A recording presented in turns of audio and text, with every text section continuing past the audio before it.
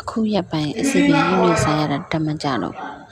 ဈေးတွေကဘူးညွန့်နေဝယ်ပြီးတော့ဘူးညွန့်ကြော်ချက်တွေကြော်စားပါမယ်ဒီနေ့ညွှန်ဆိုင်ရမှာကြာလာတော့ညွှန့်နေတယ်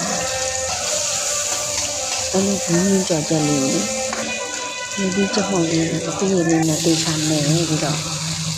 အဲ့ဒီအရွက်ကြော်လေးတစ်မျိုးတည်းမှာခမင်းတော်စားလို့မိတ်ပါလေဒီနေ့လည်းဒီလိုဆက်လာတာပြရတယ်အဲ့ဒါနှစ်စီးရတာဒီစီးရတေးချလေးလောက်တော့ပြောမချင်ဘူးအစီနည်းနည်းနဲ့အရင်ဟိုနေနေပါလေအရင်ဆက်ပြီးချက်တောင်မောင်းရမနက်ကဆိုတော့ချက်တောင်မောင်းရခင်းစီရဆော့ရအဲ့လိုမျိုးထည့်ရအောင်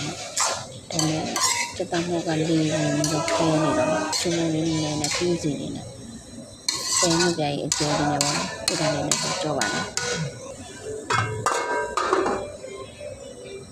ရော့လုံးပြီးတော့ခဏလေးအုပ်ထားပြီးတော့အကြီးလေးထွက်ပြီးဒီလောက်နေတာဆိုဒါရပါမယ်